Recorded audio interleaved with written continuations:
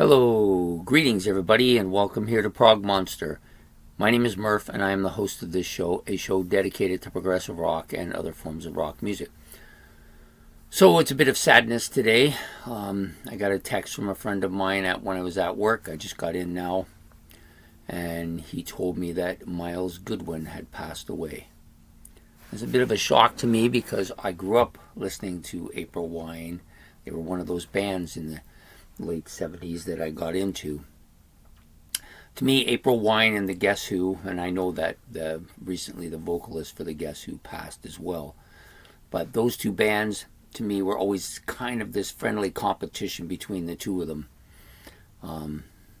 It's a sad day. I believe he was born in 1948 and died yesterday. There's been no official release as to what happened, but I know that he had been suffering from some diabetes and had to retire at least retire from playing in the live setting. And probably maybe it had something to do with that. I'm not really sure. I'm just sad because he was such a good musician. Basically he was April Wine in a lot of ways. He wrote almost all the music. He was the main singer, and he had one of those really smooth hard rock voices that was very distinguishable, I think. Also played the guitar amongst the three guys that played guitar. They all did solos, but he was as good as anybody that was in the group and at the guitar for sure. It's just kind of sad because I got into April Wine probably the first album I ever owned was Harder, Faster, and then I bought Nature of the Beast, which were both very big albums, at least in Canada. I think Nature of the Beast actually was bigger internationally as well than Harder, Faster, but both excellent albums. I still remember the video of the guys all facing each other and doing those solos, a little bit of the Beatles in there and a little bit of the Stones in that song as well. Yeah, and then I went back, and of course, Ooh, What a Night, of course, is a legendary April Wine song. And even though that was one of the few tracks that he actually didn't sing on, that was Jim Clench.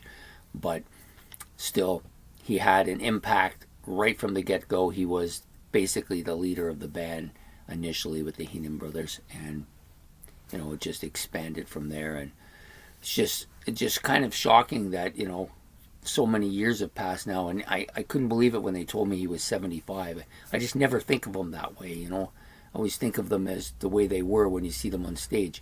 When I first seen them, he was probably in his early 30s. So yeah, it's a bit of a shock. I feel for his family because anytime somebody passes away, it's always hard on the family. It's the hardest on the family. And just such a professional musician, and such an iconic Canadian, in my opinion.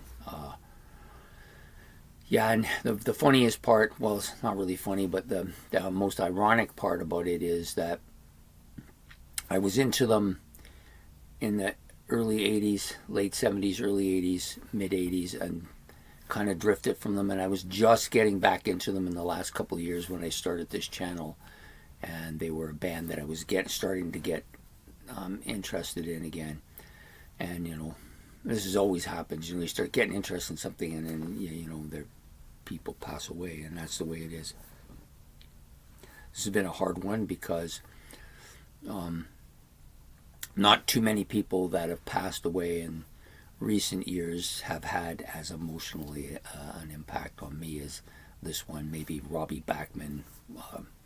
Not so long ago, but just a sad day. I'm not really good at this kind of thing, but I just wanted to pay a tribute to Myles Francis Goodwin of April Wine, passing at 75 today.